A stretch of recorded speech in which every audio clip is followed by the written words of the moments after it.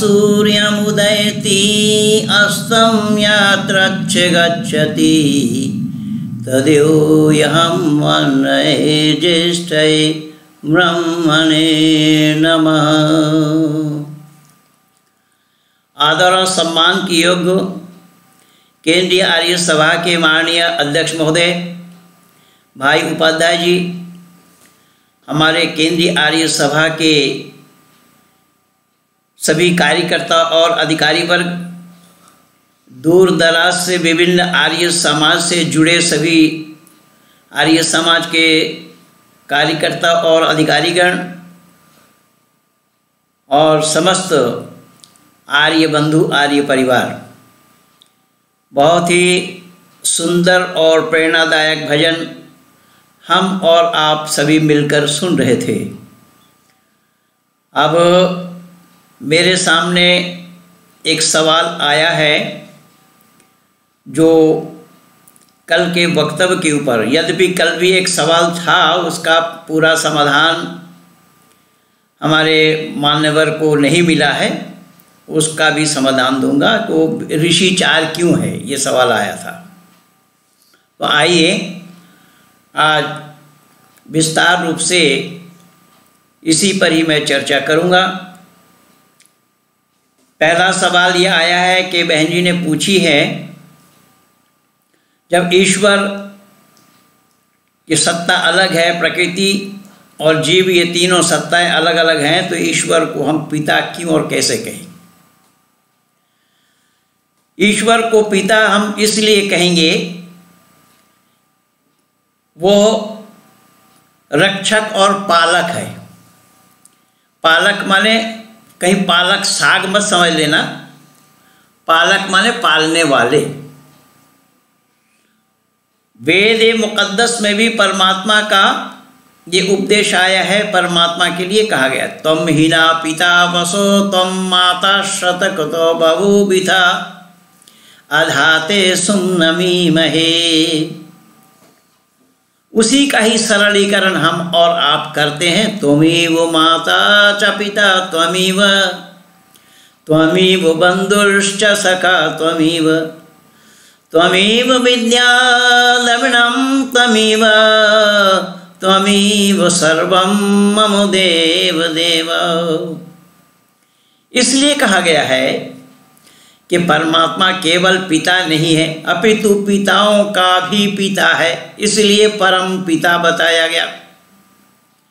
अब कमाल देखिए, केवल परम पिता ही नहीं, वो पिता के साथ साथ माता भी है, क्योंकि माँ का भी गुण परमात्मा में ही है, माता का गुण परमात्मा में ही है और पिता का गुण भी परमात्मा में है, इसलिए माता और पिता कहा गया। माता का गुण क्या है, मैं परसों बोला था, पुचकारना, आदर करना, और पिता का पालन करना और गुरु का ताड़न करना, और परमात्मा में ये तीनों गुण है। इसलिए परमात्मा पालन करने के कारण फिर पालयति पिता, यानी पालने वाले, और मानव मात्र का ही नहीं अपितु प्राणी मात्र का पालक और पोषक है कौन? परमात्मा। इसलिए परमात्मा को हम पिता कहते हैं। अब कमाल यहाँ देखिएगा कि जो हमारे आयु के हैं, हम परमात्मा को पिता कहते हैं, और आश्चर्य की बात यह है कि हमारे पिता भी परमात्मा को पिता कहते हैं। तो जब हमारे पिता भी परमात्मा को पिता कहते हैं, तो हमारे लिए चाहिए था पिता के पिता दादा कहना। लेकिन जिम्मेदारी के साथ आज मैं आप लोगों से पूछ रहा हूं, क्या परमात्मा को दादा कहा किसी ने? अगर परमात्मा को दादा कहेंगे तो भी कोई गलती नहीं है, पर पितामह, परमात्मा को केवल पिता ही नहीं पितामह, पर पितामह कहा गया है। लेकिन कमाल की बात एक और भी मैं बता रहा हूं, वो कमाल की बात यह है कि परमात्मा को हम पिता कहेंगे, परपिता कहेंगे, परपितामह कहेंगे, पितामह कहेंगे, परपितामह कहेंगे, लेकिन नाना नहीं कहा जाएगा। दुनिया में कहीं पर भी किसी को आप नहीं देखे होंगे, नहीं सुने होंगे कि परमात्मा को कोई नाना कह रहा है। परमात्मा को नाना नहीं कहा जाएगा, मामा नहीं कहा जाएगा, मौसा नहीं कहा जाएगा, फूफा नहीं कहा जाएगा, चाचा नहीं कहा जाएगा, ताऊ भी नहीं कहा जाएगा, क्योंकि यह सारा रिलेशन जो है वो लोकाचार के साथ जुड़ा हुआ है। लेकिन पिता, पितामह, पर पितामह ये केवल लोकाचार के साथ जुड़ा नहीं है, वो उसी सुप्रीम पावर के साथ जुड़ा हुआ है। इसलिए परमात्मा को किसी ने नाना नहीं बोला, किसी ने मामा भी नहीं कहा, किसी ने मौसा भी नहीं कहा कि परमात्मा हमारे मौसा हैं, किसी ने चाचा भी नहीं कहा, ताऊ भी नहीं बोला। यही कारण बना कि परमपिता परमात्मा के साथ जो हमारा रिश्ता है वह रिश्ता ये है कि वो पिताओं का भी पिता, यानी हम तो पिता कहते हैं, हमारे पिता भी पिता कहते हैं, हमारे बच्चे भी पिता कहते हैं, हमारे पिता के पिता वो भी पिता कहते हैं, यानी आदि सृष्टि से लेकर के अब तक परमात्मा को पिता ही कहा गया और माता भी कहा गया, पर नानी नहीं बोला किसी ने। माता है परमात्मा पर नानी नहीं है, क्योंकि ये सब लोकाचार के साथ जुड़ेंगे। यही कारण बना कि बहुत होशियारी और जिम्मेदारी के साथ इन सब को समझना पड़ेगा, जानना पड़ेगा, तभी परमात्मा को संबोधन किया जाना संभव होगा। लेकिन दुर्भाग्य तो यह है, आज धरती पर विचरण करने वाले मानव उसी परमात्मा को ही नहीं पहचानते। अगर पहचानते होते तो फिर आज ये धरती पर विघटन नहीं होता कहीं पर भी। परमात्मा को भूलने के कारण या भुलाने के कारण ये सारा बखेड़ा हुआ है और हो रहा है। लेकिन परमात्मा कितना बड़ा रक्षक है। तो ओम भूर्भुवः स्वः, ओम शब्द का अर्थ ही तो यही है।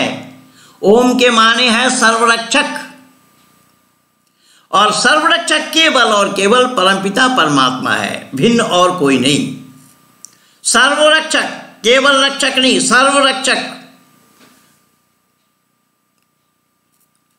केवल इतना ही नहीं, देखिए उसी गायत्री मंत्र में देखिए, जबकि गायत्री की कोई मंत्र का नाम नहीं है। गायत्री एक छंद है जिसमें 24 अक्षर होते हैं, उसको गायत्री छंद कहा जाता है। विश्वानी देव भी गायत्री है।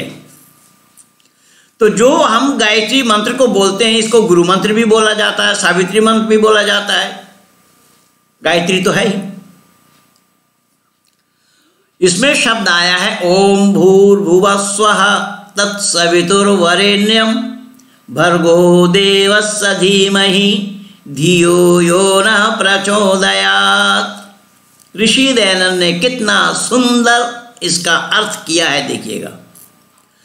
ऋषि दयानंद के मंतव्य को अगर धरती पर विचरण करने वाले जिनका नाम मानव पड़ा है, अगर ये मानव कहलाने वाले ऋषिवर देव दयानंद के उद्गार को समझ गए होते, विचार को समझ गए होते, मंतव्य को समझ गए होते, तो मानव का उत्थान होता।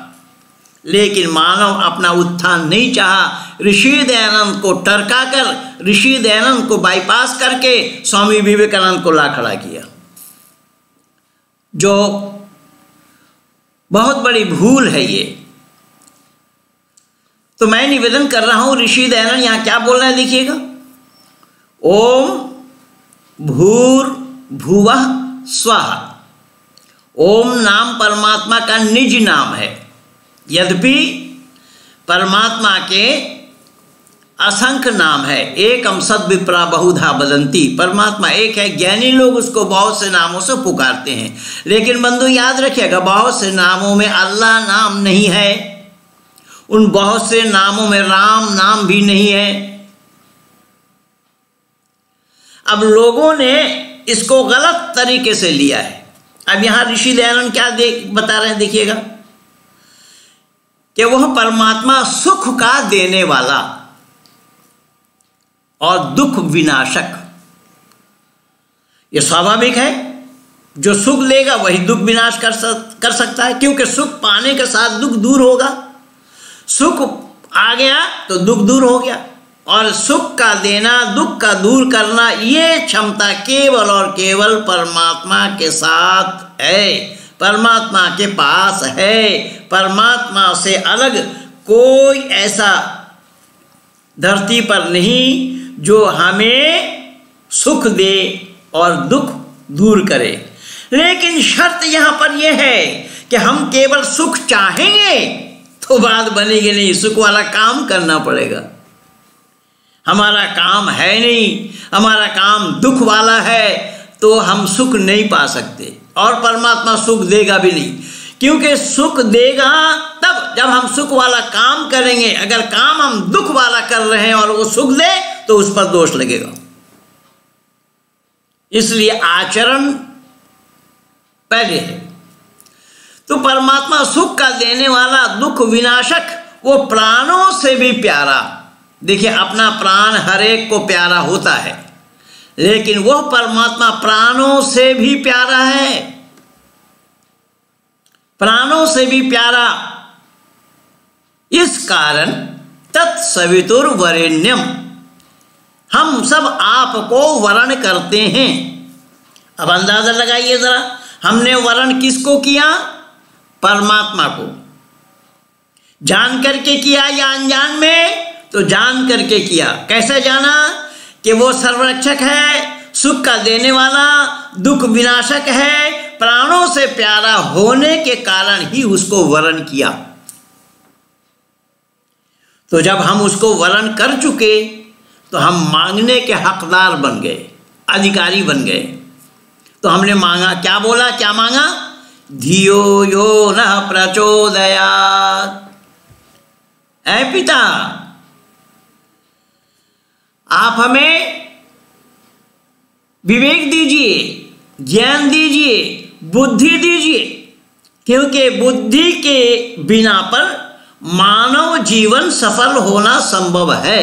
अगर बुद्धि मारी गई तो मानव जीवन का सफल होना संभव नहीं है।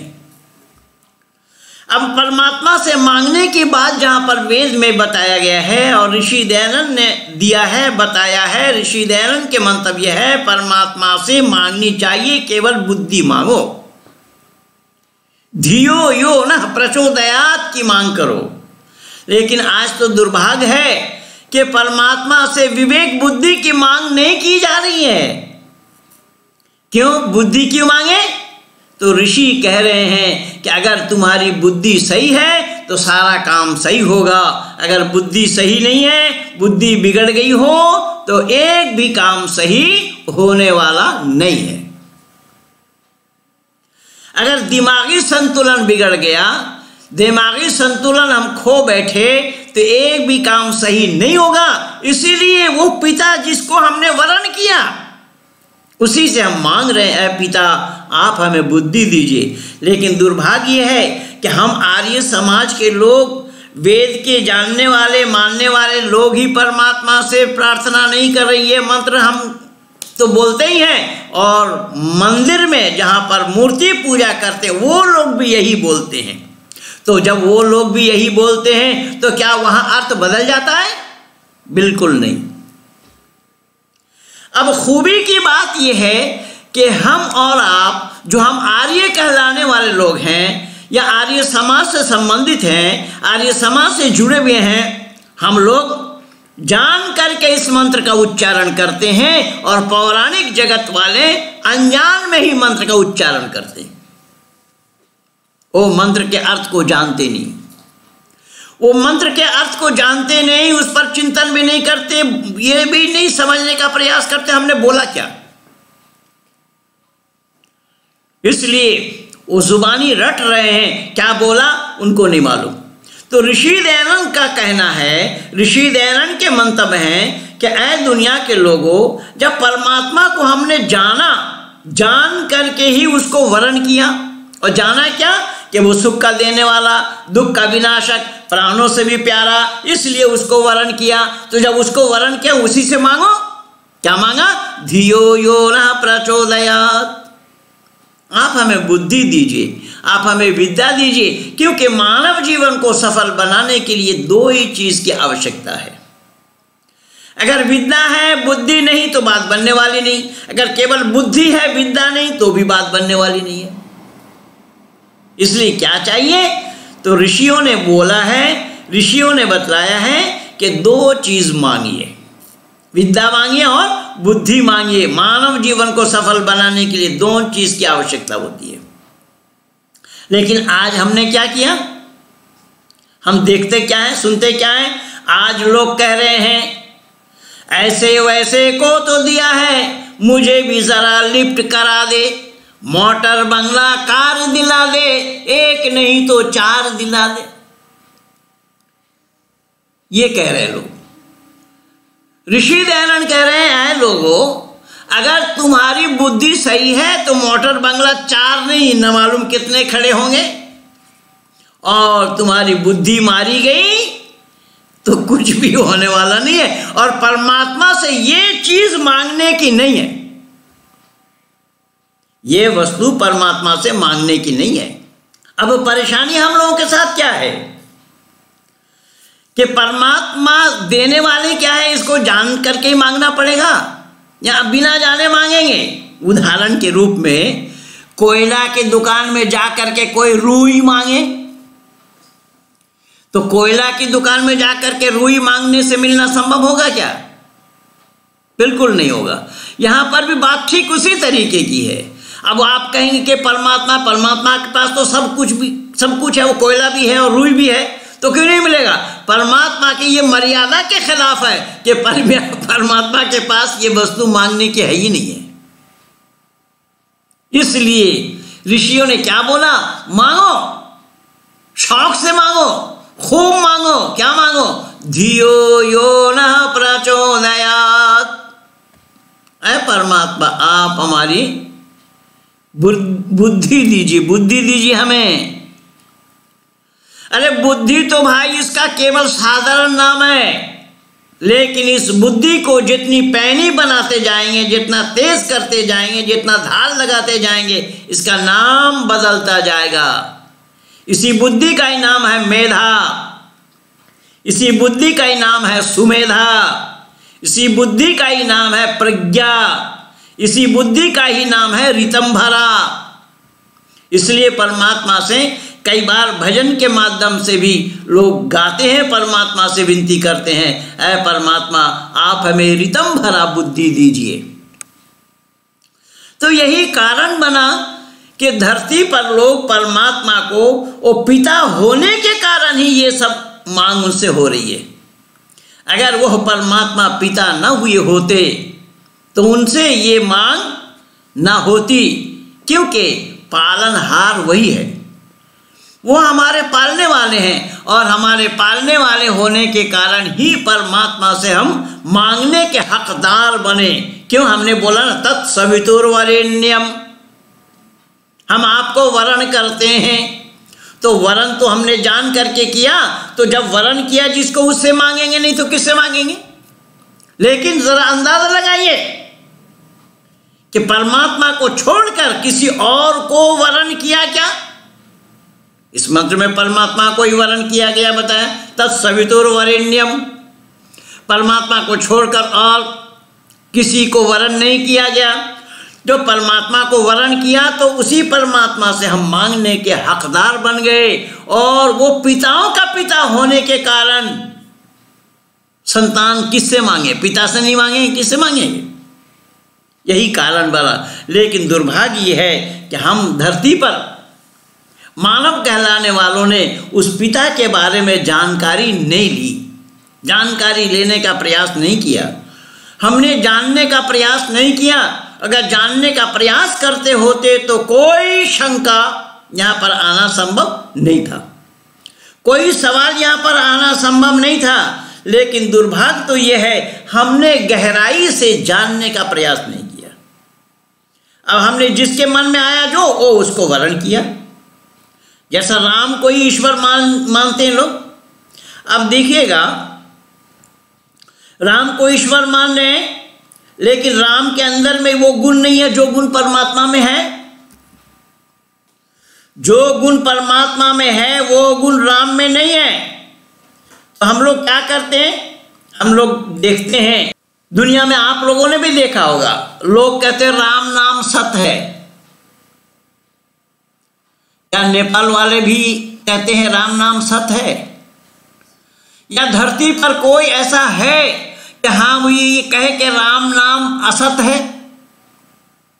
राम नाम असत है ये कोई नहीं कहता, सब कहते राम नाम सत्य है। लेकिन कहां पर है सत्य? तो लोगों ने मुर्दों के साथ फिट किया। जब कोई मुर्दा उठाकर ले जाया जाएगा शमशान में, तो उस समय बोलते जाएंगे लोग राम नाम सत्य है। अगर राम नाम सत्य है ये मान रहे हैं, जान रहे हैं, तो विवाह मंडप में जाकर के बोलिए जरा कि राम नाम सत्य है। विवाह मंडप में बोला जाना संभव होगा? नहीं। इसका मतलब क्या हुआ? मतलब ये हुआ कि फिटिंग गलत है। फिटिंग गलत हो तो शॉर्ट सर्किट होगा। इसलिए फिटिंग को सही करना चाहिए, फिटिंग सही होना चाहिए। जैसा आज हमारे भारत में हुआ है, जहां से कोविड वाला दवाई बनी है उसी में ही आग लगी, जबकि वहां वेल्डिंग वाला काम चल रहा था, उसी के माध्यम से 5 लोगों की मौत भी हुई है। तो कहने का तात्पर्य ये है कि फिटिंग अगर गलत हो तो शॉर्ट सर्किट होगा। फिटिंग सही होना चाहिए, जानकारी के साथ होना चाहिए। अगर जानकारी नहीं है, सही जानकारी नहीं है, तो फिटिंग गलत होगा। अगर फिटिंग गलत हुआ तो हमारा मानव जीवन भी व्यर्थ हो जाएगा।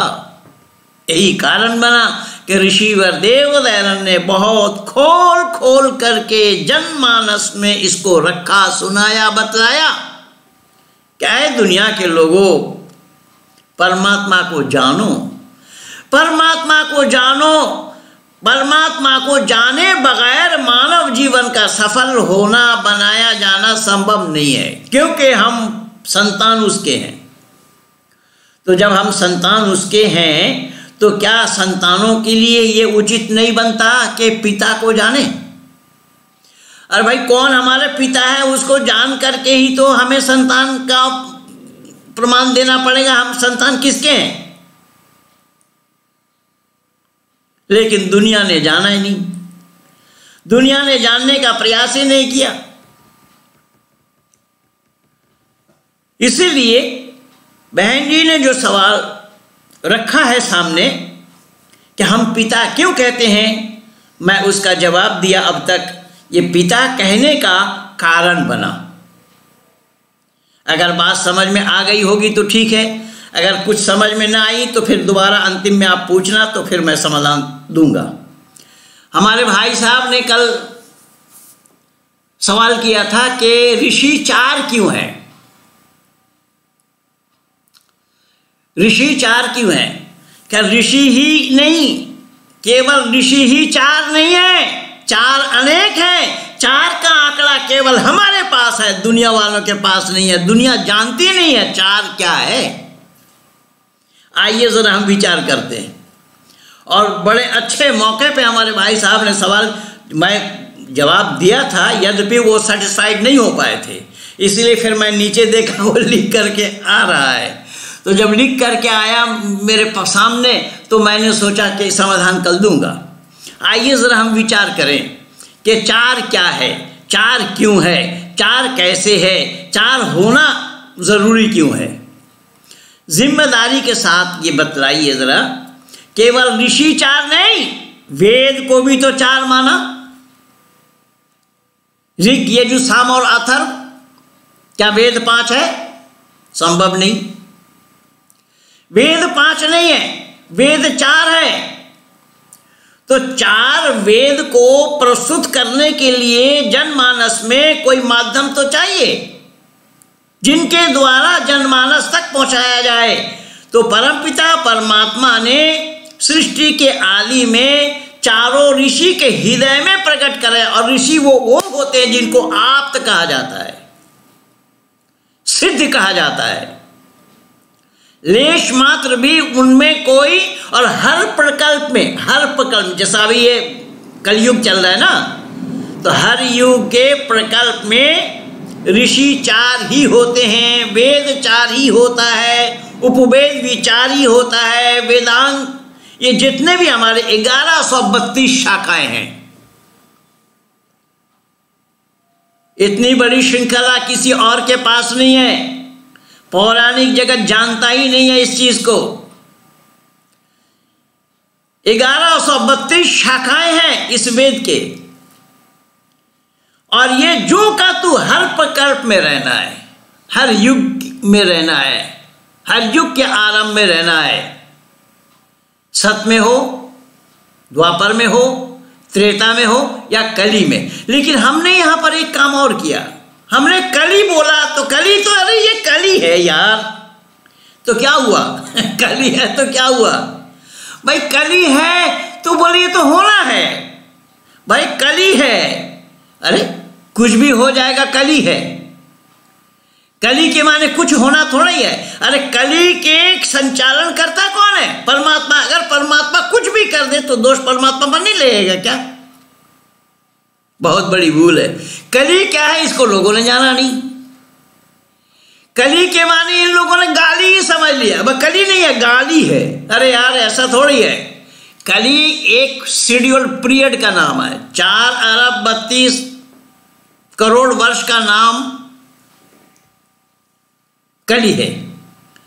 इसका डबल द्वापर, उसका डबल त्रेता, उसका डबल सत। ये इस तरीके से कल मैं पूरा आंकड़ा दे दूंगा आप लोगों को। तो मैंने निवेदन किया कि ये जो पीरियड है, इस पीरियड में अगर आप कहेंगे कि कलयुग है इसलिए कलयुग में ये होगा, अरे भाई क्या सतयुग में नहीं था? क्या राम के काल में रावण नहीं थे? मर्यादा पुरुषोत्तम राम के काल में रावण था या नहीं? और योगेश्वर कृष्ण के काल में कंस था या नहीं?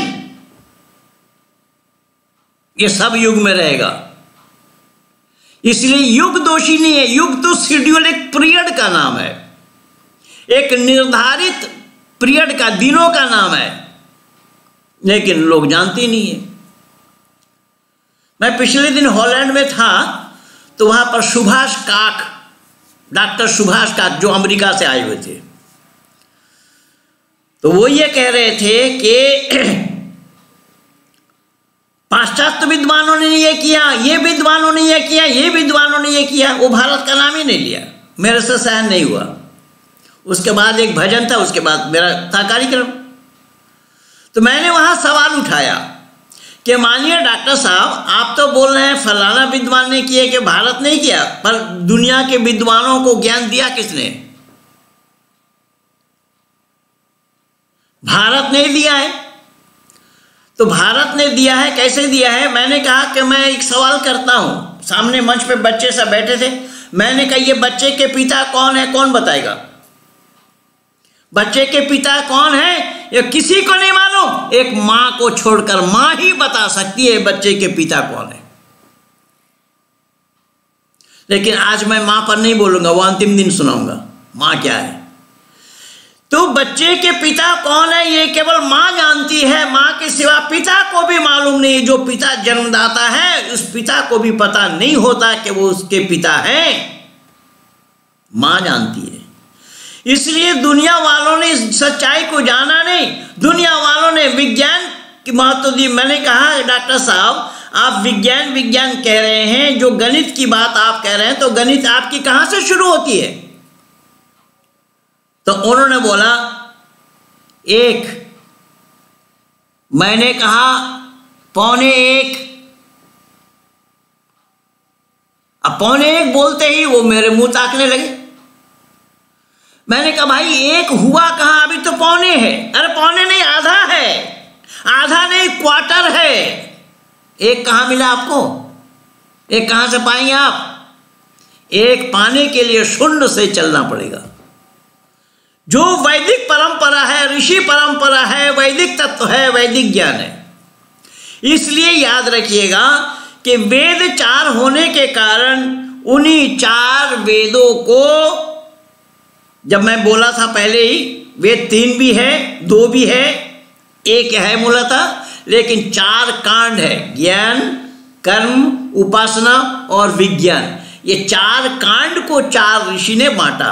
और ऋषि वही होते हैं जो मुक्त आत्माएं होती हैं, वो ऋषि होते हैं। अब आइए जरा विचार करके देखिए कि केवल वेद 4 नहीं, केवल ऋषि ही 4 नहीं। अगर मैं आप लोगों से ये पूछूं कि वर्ण कितने हैं, वर्ण कितने हैं? हाँ जी बिल्कुल, देखिए यहां पर भाई साहब दिखा रहे हैं वर्ण 4 है। भाई साहब कई सवाल थे। ये वर्ण 4 हैं, ब्राह्मण, क्षत्रिय, वैश्य और शूद्र। ये वर्ण 4 हैं। तो क्या ये वर्ण जन्म से होता है? ऋषि कह रहा है कि नहीं, कर्म से होता है। और कैसे कर्म से होता है? तो जन्मना जायते शूद्रा संस्कारात् द्विज उच्यते। जन्म से हर कोई शूद्र पैदा होता है, संस्कार से ही द्विज बनते हैं। शूद्र के माने सफाई कर्मचारी नहीं है। शूद्र के माने होता है कोरा। शूद्र के माने होता है अनजान। उसको जानकारी कराई जाती है। और यही कारण बना कि ज्ञान जो 2 प्रकार के हैं, एक साधारण ज्ञान, एक नैमित्तिक ज्ञान।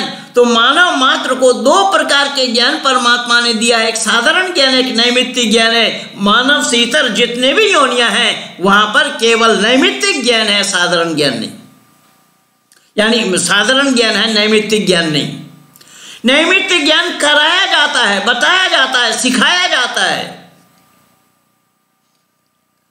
तो पता लगा वर्ण 4 हैं।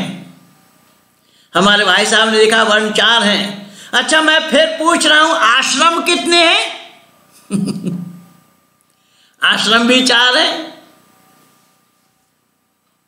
ब्रह्मचर्य आश्रम, गृहस्थ आश्रम, वानप्रस्थ आश्रम और संन्यास आश्रम।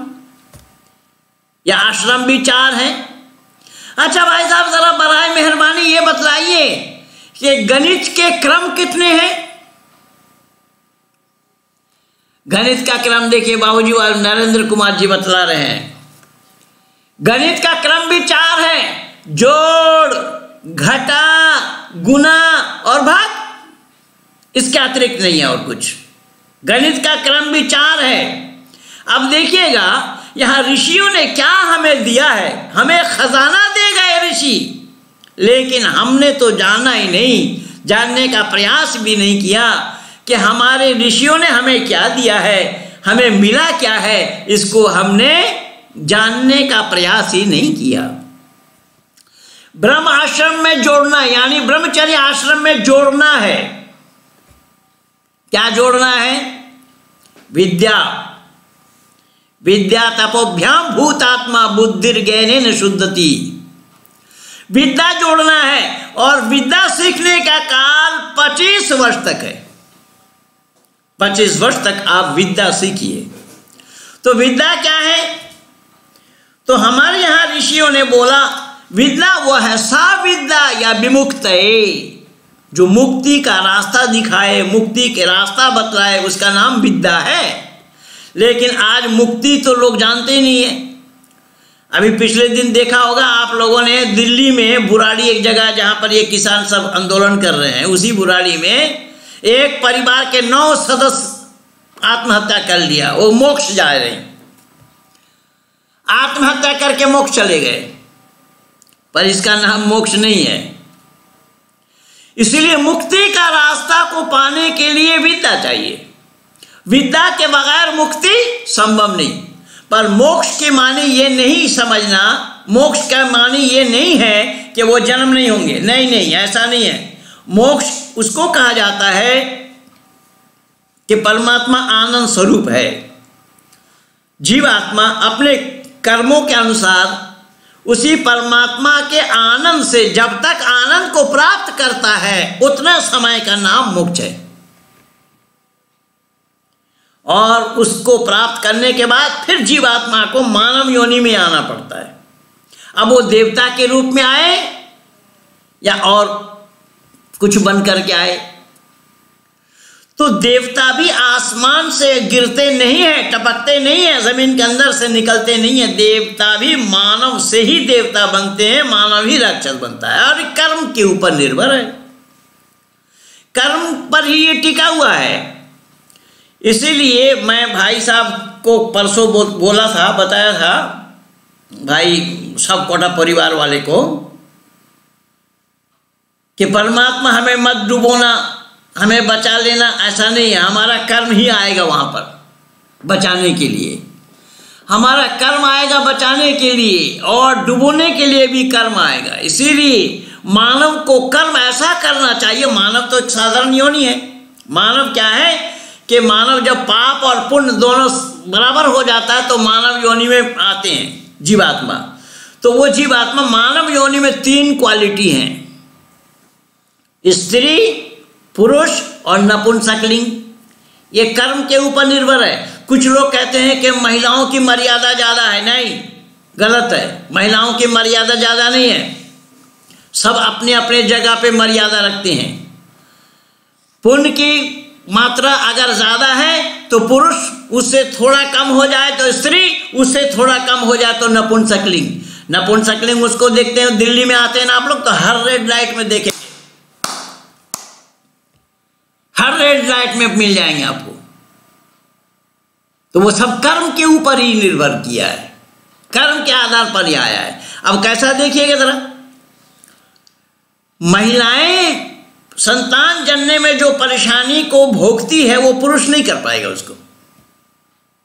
और हमारी यहां मान्यता अवश्य में भोक्तव्यम कृतम कर्म शुभाशुभम, अवश्य ही भोगना है, किए हुए कर्मों का फल शुभ हो और अशुभ हो। तो शुभ अशुभ कर्मों के फल को भोगने के लिए आए। तो महिलाएं जो भोगती है, कर्म फल को भोगती है, तो उनके कर्म ही तो उनको भोगा रहा है। इसलिए देखिएगा, कई बार बच्चा जब छोटा होता है, कई बार रात भर कई बार पेशाब कर देता है, तो माँ कपड़ा बदल बदल करके उस बच्चे को और पिता के पास दे, तो पिता के पास, पिता के तरफ अगर पेशाब करे तो पिता फौरन डंडी पकड़ करके माँ को करेंगे, ले जा भाई तू अपना ले जा। इसीलिए इस चीज को भली भांति समझने का प्रयास करना चाहिए। सब ये कर्म पर ही निर्भर हो रहा है। तो कहने का तात्पर्य मेरा यह है कि ये आश्रम भी 4 हैं। तो ब्रह्मचर्य आश्रम में जोड़ना और गृहस्थ आश्रम में वियोग। तो अगर आप जोड़ेंगे नहीं तो घटाएंगे क्या? वियोग माने घटाना, कम करना। तो जोड़ना इतना चाहिए कि घटा करके भी बचा रहे, और घटाने में ही आपका खजाना समाप्त हो गया तो फिर वही राम नाम सत बोल रहे थे ना, मामला वहां टिकेगी आकर। इसलिए मैंने निवेदन किया कि जोड़ो इतना कि घटाने के बाद भी बचा रहे। अब गृहस्थ जीवन में आकर के घटाया, तो गृहस्थ जीवन में घटा क्या? शरीर को घटाया, धन को जोड़ा था वो भी घटाया, चारों तरफ से आपने सब कुछ करके आपने उसमें से जो जोड़ा था उसमें कम हो गया। अब बचा है थोड़ा, तो ऋषि कह रहे हैं वानप्रस्थ आश्रम में जाओ। वानप्रस्थ क्या है कि जो तुम्हारा बचा हुआ है उसको गुना करो। कई बार घर में, कई बार जंगल में, कई बार इधर उधर, इस तरीके से करने के जो ज्ञान है उस ज्ञान की वृद्धि करो। घटाया था, उस घटाने में जो बचा है उसकी वृद्धि करो। वृद्धि हो गई वानप्रस्थ आश्रम में, और संन्यास आश्रम में अपने पास रखो मत, बांट दो। संन्यास आश्रम में क्या करो कि रखो मत अपने पास, बांट दो। लेकिन आज के सन्यासी तो बस संग्रह में लगे हुए हैं, ये सेक्टर हमारा, वो सेक्टर हमारा। लेकिन नेपाल वाले ने सन्यास नहीं लिया, इसी ने बालकृष्ण ने, बालकृष्ण ने अभी सन्यास नहीं लिया, लेकिन सन्यासी कह रहे हैं ये सेक्टर हमारा, वो सेक्टर हमारा, ये कंपनी हमारी, ये दवा हमारी, ये हमारा, वो हमारा, सब हमारा। वैदिक परंपरा में यह मना है। अपरिग्रह शब्द आया वहां पर। योग विषय में जब जाएंगे तो योग माने वो नहीं जो फूफू कर रहा है, वो योग नहीं है। फूफू करना योग नहीं है, आसन भी नहीं है। आसन तो उसको बोला गया ध्यानम निर्विषय मनः, अपने मन को निर्विषय बना लेने का नाम आसन है। तो आसन स्थिरम सुखम आसनम, स्थिर पूर्वक ज्यादा देर तक बैठने का नाम आसन है। मैं फू फू कर रहा है, वो आसन भी नहीं है। तो मैंने यहां पर थोड़ा सा संकेत किया कि बालकृष्ण वो नेपाल का है, इसलिए उन्होंने सन्यास नहीं लिया। बोला भाई हम इकट्ठा करने लगे हैं तो हम सन्यास नहीं लेंगे, अब इकट्ठा कर लें फिर बाद में देखेंगे। तो मैंने निवेदन किया कि ये 4 आश्रम हो गया, 4 वर्ण हो गया, 4 वेद हो गया, 4 ऋषि हो गए, 4 आश्रम हो गया। अच्छा जरा विचार पूर्वक बतलाना, हम और आप जिस कुर्सी में, जिस तख्त में, जिस चौकी में, जिस पलंग में बैठे होते हैं उसके टांग कितने हैं? भाई साहब दिखा रहे हो, उसका भी टांग 4 है। कुर्सी के टांग 4 हैं, चारपाई का टांग 4 है, पलंग का टांग 4 है, ये सब 4 पांव है। अच्छा एक हटा लीजिए जरा, एक हटा लेने से क्या होगा? तो भाई साहब मुंडी हिला रहे हैं, कह रहे हैं नहीं होगा। कि क्या नहीं होगा?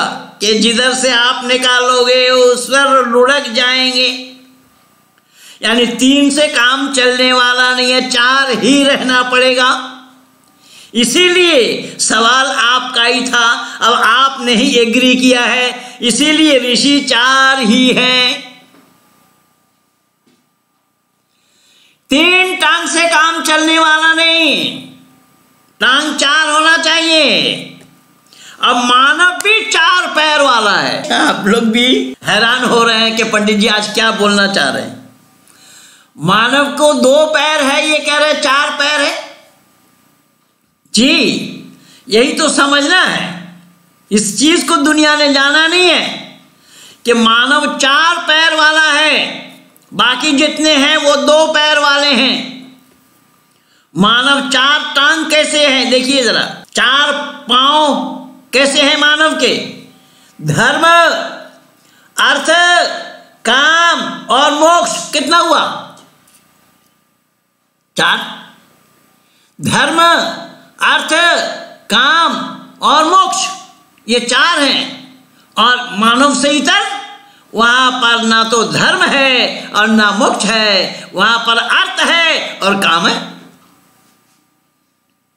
अब सवाल पैदा होता है कि जहां पर धर्म, अर्थ, काम और मोक्ष है, तो हम अगर केवल अर्थ को ही संग्रह में लग जाएंगे तो इसका उल्लंघन हो रहा है, ये नहीं हो पाएगा। इसलिए हमारे टांग 4 हैं। बोले केवल टांग 4 नहीं, फिर मैं पूछना चाहूंगा कि दिशा कितने होते हैं? दिशा, दिक, भाई साहब दिखा रहे हैं, दिक भी 4 होते हैं। दिक कितना होता है? दिक भी 4 होता है। 4 कौन कौन सा? तो लोग कहेंगे पूरा, पश्चिम, उत्तर, दक्षिण। सही है? Agree to you? दिशा कितने हैं? 4 हैं। उन चारों का नाम क्या बोला? पूरब, पश्चिम, उत्तर, दक्षिण। सहमत हैं आप लोग? भाई जोर से मुंडी हिलाइए सब कोटा परिवार, संकेत दे रहे हैं आप सभी। लेकिन ऋषि दयानंद क्या कह रहे हैं जरा सुनिए, क्या कमाल किया है ऋषि ने। ऐ दुनिया वालों, कि ऋषि दयानंद के मंतव्यों को जानने का समझने का प्रयास ही नहीं किया। ऋषि दयानंद ने कितना सुंदर समाधान दिया है। ऋषि कह रहे हैं कि पूरा पश्चिम उत्तर दक्षिण करोगे या कहोगे बताओगे तो क्रॉस हो जाएगा। क्रॉस, क्रॉस माने काट पीट, और क्रॉस चिन्ह होता है मेडिकल लाइन का, जिसको क्रॉस चिन्ह कहा जाता है। लेकिन ऋषि दयानंद कह रहे हैं जहां ये मेडिकल लाइंस का क्रॉस चिन्ह होता है, रेड लाइट, उसको रेड लाइट बोलते हैं बाहर कंट्री में। और रेड लाइट किसको बोला जाता है? आप सारे समझदार हैं, सब जानते हैं। लेकिन ऋषि दयानंद क्या कह रहे हैं देखिएगा। ऋषि दयानंद कह रहे हैं कि पूरा पश्चिम उत्तर दक्षिण नहीं। तो ऋषि दयानंद ने केवल बोला नहीं, उन्होंने करके दिया, प्रैक्टिकल किया, जिस मंत्र का नाम है आगमर्शन मंत्र। आगमर्शन मंत्र में क्या बोला गया? ओम प्राचीदिग्निरधिपतिरशितो रक्षितादित्य ईशवः तेभ्यो नमोधिपतिभ्यो नमो रक्षितिभ्यो नमः ईशुभ्यो नमः इभ्यो अस्तु योऽस्मान् द्वेष्ट्रियं वयं दिश्मस्तं भोजं भेदद्मः। प्रातीची पूरब, ऋषि दयानंद कह रहे हैं ऐ पूरब दिशा का स्वामी परमात्मन, आप पूरब की तरफ से हमारी रक्षा करें। आपके सिवा और कोई रक्षक नहीं है। अगर आप हमारी रक्षा नहीं करते हैं तो हमारा जीवन सफल नहीं हो पाएगा। और आपको वरण किया है, सौंपा है आपको, इसीलिए ऐ परमात्मा आप पूरब की तरफ से हमारी रक्षा करें। आप अगर रक्षा नहीं करेंगे तो हम घाटे में रहेंगे, खसारे में रहेंगे। ऐ परमात्मा आपको ही बारंबार नमस्कार हो। धिपतिभ्यो नमो रक्षितिभ्यो नमः शुभ्यो नमः इभ्यो वस्तु। आपके सिवा और कोई रक्षा करने वाला नहीं है, इसीलिए आपको बारंबार नमस्कार है। प्राची से कहां चले गए?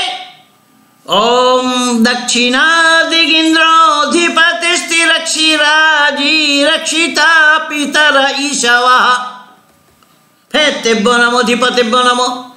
पूरब से अब पश्चिम नहीं, पूरब से दक्षिण। ऐ दक्षिण दिशा का स्वामी परमात्मन, आपके सिवा और कोई नहीं है रक्षा करने वाला, क्योंकि आप इस ब्रह्मांड के मालिक हैं और हम आपके संतान हैं। ऐ पिता, ऐ परम पिता परमात्मन, आप ही केवल रक्षा करने वाले हैं। आप हमारी रक्षा करें। आप अगर रक्षा नहीं करते हैं हम घाटे में रहेंगे, खसारे में रहेंगे। ऐ परमात्मा हमारा मानव जीवन का सफल होना या बनना संभव नहीं होगा। आपको बारंबार नमस्कार हो। ओम प्रातीची दिग्वरुणोधिपति प्रिदाकु रक्षिता अन्नम ईशवः। ऐ पश्चिम दिशा का स्वामी परमात्मन, पश्चिम के तरफ से हम हमारी रक्षा करें। आपके सिवा और कोई रक्षक नहीं है और आपके सिवा हमने वरण भी किसी और को नहीं किया। जब आपको हम रक्षक मानते हैं जान करके ही, और आपके सिवा रक्षा करने वाला कोई नहीं है, तो आप पश्चिम की तरफ से हमारी रक्षा करें। आपको बारंबार नमस्कार हो। ओम उदीची दिक्षोमोधिपति सजो रक्षिता शनि ऋषभः फिर तेभ्यो नमो धिपतिभ्यो नमो। ऐ उत्तर दिशा का स्वामी परमात्मन, आप उत्तर की तरफ से हमारी रक्षा करें। आपके सिवा और कोई रक्षा करने वाला नहीं है और हम आपके संतान हैं। हम आपको वरण करने वालों में से हैं, आपको ही वरण किया है। ऐ परमात्मा, आप हमारी रक्षा करें और आपको बारंबार नमस्कार हो। ये तो हो गया 4 दिशा, लेकिन ऋषि दयानंद यहीं तक नहीं रुके। यहाँ ध्रुवा भी है और ऊर्ध्वा भी है। ओम ध्रुवा दिग्विष्णुरधिपति कल्माश ग्रीव रक्षिता वीरुध ईशवा। फिर तिब्बो नमो अधिपति नमो। ऐ परमात्मा, आप जमीन की तरफ से हमारी रक्षा करें। आपके सिवा और कोई रक्षक नहीं है, रक्षा करने वाला नहीं है। आपको ही हमने वरण किया है, आप पिताओं का भी पिता हैं। इसलिए परमात्मा, इसी जमीन में हम और जितने भी हैं, हम किसी से विरोध न करें और कोई हमारा विरोध न करे। शब्द पर ध्यान देना, हम किसी से विरोध न करें और हमारा विरोध भी कोई न करे। जब हम विरोध करेंगे तो हमारा विरोध होगा, हम विरोध नहीं करेंगे तो नहीं होगा। इसका मतलब ये हुआ कि स्वयं को आचरण करना पड़ेगा, जिसको कहा गया है आत्मा नाम प्रतिकूलानि परिश्राम न समाचरेत। महाभारत के भाषा में कहा गया है, अपने आत्मा के लिए जो सही न लगे, औरों के लिए ऐसे विचार भी अपने मन में नहीं लाना। अब उदाहरण के रूप में देखिए, जरा इसी में मैं आप लोगों को ये बता रहा हूं, हमारे भारत में अभी एक आंदोलन चल रहा है जिसको किसान आंदोलन के नाम से लोग पुकार रहे हैं। अब ये 26 तारीख को जो हमारा प्रजातंत्र दिवस है, रिपब्लिक डे है, उस रिपब्लिक डे में ये चाहते हैं हम ट्रैक्टर रैली निकालेंगे। क्यों भाई? ये देश तुम्हारा नहीं है? और मैं दावा के साथ कहता हूं, आज आप लोगों के बीच में कह रहा हूं, आप लोगों के सानिध्य में बैठ करके कह रहा हूं, अगर ये देश को ये अपना मानते होते तो देश विरुद्ध आचरण क्यों करते? और यहां परमात्मा से कहा जा रहा है, परमात्मा, हम किसी का विरोध न करें और कोई हमारा विरोध भी ना करे। तो जब ये देश आपका है तो प्रजातंत्र दिवस क्या पाकिस्तान वालों का है? प्रजातंत्र दिवस भी तो आपका है।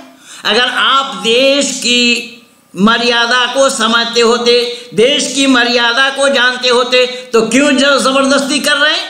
जबकि सरकार ने कह तो दिया है, हम 2 साल के लिए टाल रहे हैं, फिर भी जबरदस्ती किए जा रहे हैं। और जबरदस्ती कर रहे हैं कौन? इसमें किसान एक भी नहीं है, ये सब नक्सली लोग हैं, भारत विरोधी हैं। कहीं खालिस्तान पंथी है तो कहीं चीन पंथी है।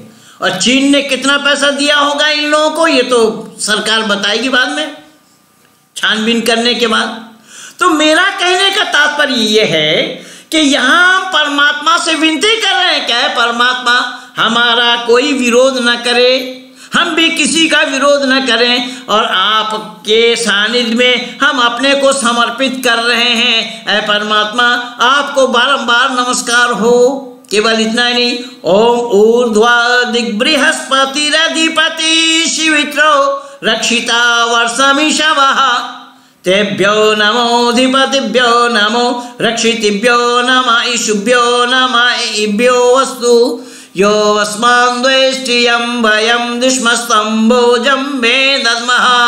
ऐ आसमान की तरफ से रक्षा करने वाला स्वामी, ऐ ऊपर की तरफ से रक्षा करने वाला स्वामी परमात्मा, आप तो हर जगह ओतप्रोत हैं, आप तो सर्वव्यापक हैं। ऐ परमात्मा, लेकिन फिर भी हमने ये मनसा परिक्रमा करते हुए, मनसा परिक्रमा का मंत्र का उच्चारण करते हुए 4 दिशाओं से नहीं अपितु 6 दिशाओं से, एक हाथ पूरा और दूसरे हाथ का एक उंगली, कि हम 6 दिशाओं से आपका सानिध्य लाभ करना चाहते हैं। क्योंकि आपके सिवा और कोई नहीं है हमारा रक्षा करने वाला, हमारा रक्षक।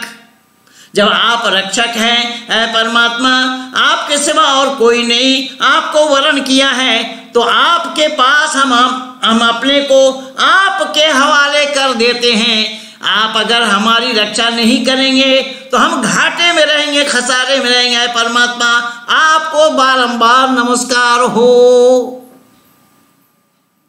ये है वैदिक मर्यादा और ये है 4 की आंकड़ा। यद्यपि बड़ा लंबा विषय है, मैं बहुत बोलता हूँ और मुझे भी बोलने की आदत है। मैं 6 घंटा 10 मिनट मेरा कंटिन्यू रिकॉर्ड है, 6 घंटा 10 मिनट 7 घंटा 10 मिनट लगभग। तो खैर, कहने का तात्पर्य मेरा ये है, लेकिन मैं सबको बिठा नहीं रखूँगा। आज तो समय लिमिटेड है, समय निर्धारित है और इस निर्धारित समय का अतिक्रमण करना ये ठीक नहीं है, क्योंकि इसी का नाम हिंसा है। जबकि अहिंसा का परिभाषा बड़ा लंबा है। जितना समय हमें आपने दिया, अगर उसका अतिक्रमण किया तो हिंसा है। इसको न करना। आपके नेपाल में मैं एक बार कलैया में था, आप लोगों ने इसको खबर नहीं दिया, ना तो रोहतट वालों को खबर दिया, ना बारा वालों को खबर दिया, ना परसा वालों को खबर दिया, कोई नहीं जुड़े इसमें। और ये 3 जिला में मेरा ज़्यादा आना जाना था नेपाल में है। बलराम गिरी जी हैं रोहतट जिला में, बहुत याद करते रहते हैं, बहुत कार्यक्रम कराते रहते हैं, बहुत बार। तो मैं वहाँ क्या नाम कलैया में था, तो कलैया में पुष्पा शास्त्री रेवाड़ी वाली वो बोल गए, वो उसको जो समय दिया था पास हो गया। मेरा नंबर था, मैं आया मंच पे, बोले भाई महेंद्र पाल जी से 5 मिनट ले लूँगा। मैंने कहा कि भाई तुझे जो दिया उसमें तू अपनी बात पूरी नहीं कर पाई और 5 मिनट का महेंद्र पाल का समय क्यों लेगी तू? और इसका नाम हिंसा है और हम अहिंसा का पाठ पढ़ा रहे हैं यहाँ दुनिया को। इसीलिए आचरण पहले है। ऋषि दयानंद ने बोला, मनस से एकम वचन से कम कर्मण ने एकम जद जपोति तद कार्य करोति। जैसा बोलो वैसा काम करो। तो जो समय आप लोगों ने मुकर्रर किया था, जो समय हमारे लिए आप लोगों ने निर्धारित किया था, मैं उसी में ही अपनी वाणी को समाप्त कर रहा हूं। आप सबको परेशान न करते हुए, आप सबका धन्यवाद और शुक्रिया अदा करते हुए आज भर के लिए मैं अपने वाणी को यहीं पर विराम दे रहा हूं। कहिए सत्य सनातन वैदिक धर्म की जय।